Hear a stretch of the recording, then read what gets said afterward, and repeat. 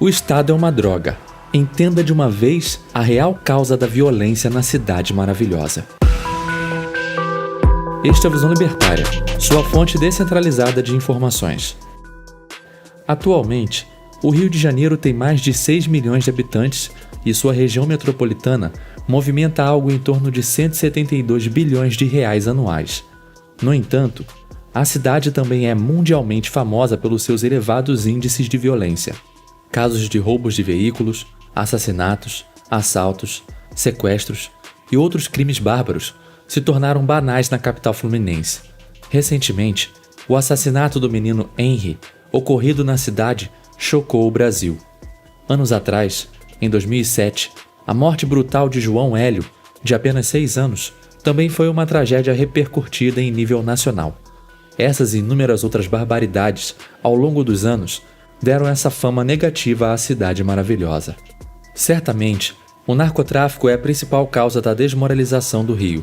O problema não é o comércio de drogas em si, mas sim a coerção e a violência que esses grupos praticam contra pessoas pacíficas. Ele é uma das fontes de renda das principais facções criminosas do Rio. O CV, Comando Vermelho, o ADA, Amigos dos Amigos, e o TCP, Terceiro Comando Puro. Em todo o estado, são vistas pichações com as iniciais dessas quadrilhas. O Comando Vermelho começou na década de 1970. Rapidamente, eles instituíram um fundo da facção, algo como o imposto do crime. Era pago pelos criminosos que estavam livres e ficou popularmente conhecido como dízimo. Segundo eles, essa grana servia para bancar tentativas de fuga e também para melhorar as condições vividas pelos presidiários. Em 1988, surgiu o Terceiro Comando, o TC, que tinha como principal objetivo se opor ao Comando Vermelho. Ninguém sabe bem, mas acredita-se que ele surgiu de uma dissidência no CV e foi fomentado por alguns policiais da época que também eram traficantes. Já o ADA é o mais novo. Surgiu na década de 1990 e aliou-se ao Terceiro Comando para se opor ao CV. Após uma briga entre essas facções criminosas, o Terceiro Comando acabou em 2002 e todos os membros foram para o ADA, ou para uma facção que tinha acabado de surgir, o Terceiro Comando Puro, que ainda opera no Rio. As milícias são um pouco diferentes das outras facções do crime organizado carioca. Elas são grupos paramilitares, normalmente compostas por PMs, tanto da ativa quanto aposentados. Elas exercem domínio territorial nas favelas, abrangendo os comércios, os serviços e qualquer ação privada dos moradores. Elas cobram, tributam, regulam e oprimem moradores, operando basicamente como um Estado. Elas existem há muitos anos no Rio de Janeiro, mas foi apenas no início dos anos 2000 que conseguiram expandir os seus domínios sobre as favelas. Em dezembro de 2007, estima-se que as milícias já tinham 92 favelas cariocas subjugadas. A guerra contra as drogas é um fato no Rio de Janeiro, que ceifa inúmeras vidas inocentes todos os anos. No entanto, poucos já entenderam que ela só existe graças ao Estado. Para quem ainda não entendeu por que o combate violento e ostensivo ao comércio de drogas é negativo, vamos dar uma breve explicação sobre os efeitos da proibição de drogas na sociedade. É assim: a partir do momento que uma mercadoria é proibida por um Estado, inicia-se o comércio ilegal, que os estatistas gostam de chamar de contrabando ou tráfico. Isso acontece porque, embora o Estado tenha proibido o comércio, a demanda por determinados produtos não deixa de existir magicamente. Quem quer, continua querendo, e todo mundo sabe que quase ninguém deixa de usar drogas só porque é ilegal. A maior parte das pessoas que não usa drogas é porque não tem interesse ou porque considera imoral. Além desse fato, é simplesmente impossível eliminar a existência de um produto ou substância, ou seja, a oferta dela.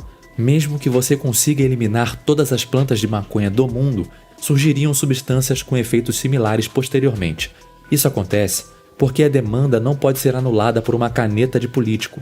Alguma parcela da sociedade, por menor que seja, vai querer se drogar. Para eliminar a demanda, seria necessário executar ou prender todas as pessoas que se interessam por drogas, inclusive as que algum dia vão se interessar. Em outras palavras, é impossível acabar com o comércio dessas substâncias por meio de uma lei aleatória. Com a proibição, os simples comerciantes ficam facilmente sujeitos à detenção pela polícia estatal, enquanto o mercado fica livre para que os grupos criminosos operem.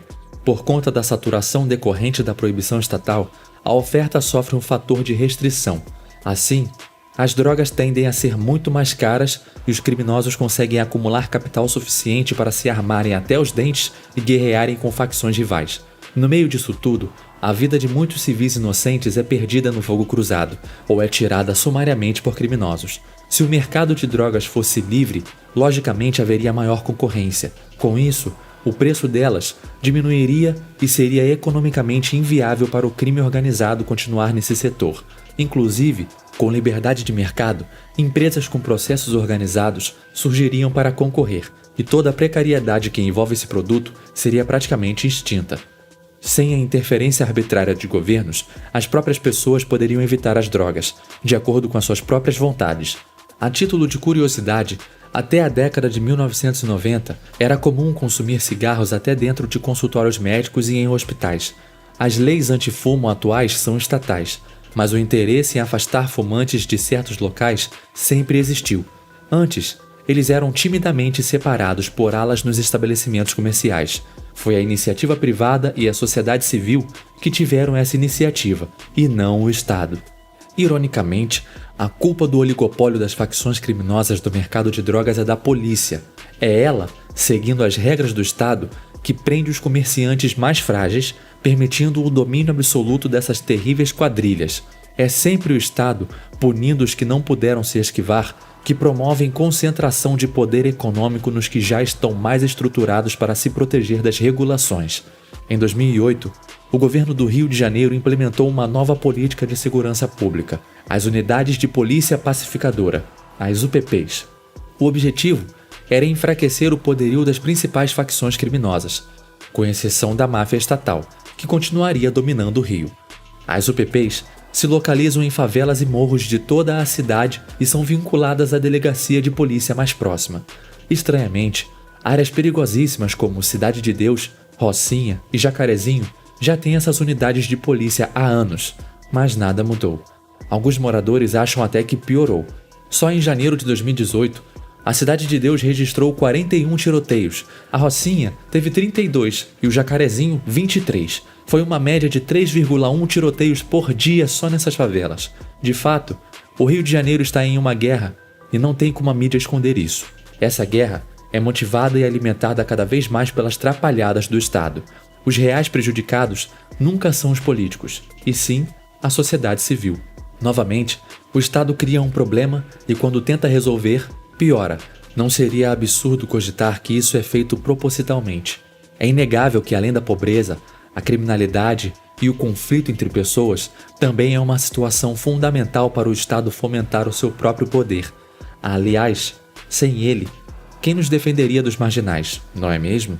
Segundo uma pesquisa recente da Universidade Federal Fluminense, 3.700.000 cariocas vivem sob o domínio de facções criminosas. Nessa pesquisa, logicamente, a máfia estatal não foi incluída.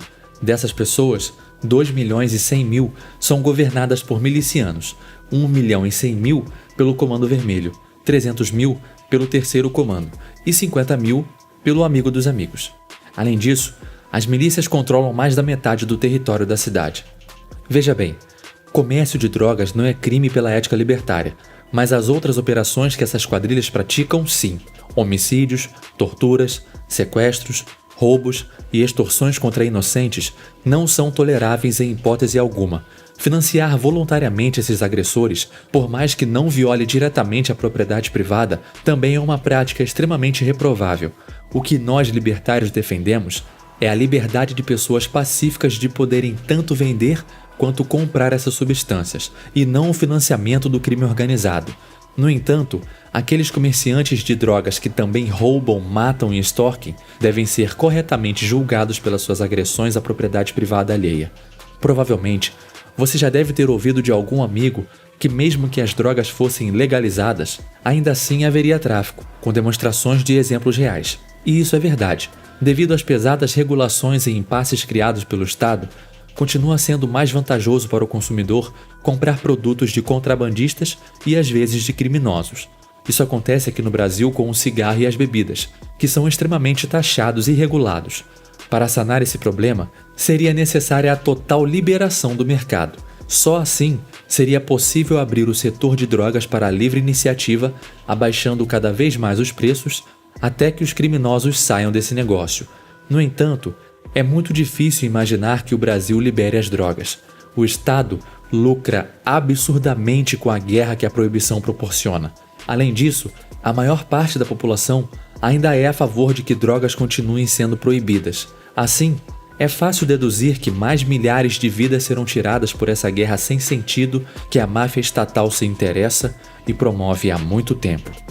Obrigado por sua audiência. Esse artigo foi sugerido e escrito por Pepe D'Ambrosio e revisado por Stanley Calderelli. Se gostou desse vídeo, clique no ícone de curtir abaixo e compartilhe o vídeo em sua rede social. Se deseja ser notificado de outros vídeos, clique em se inscrever e depois no ícone de campainha. Até a próxima!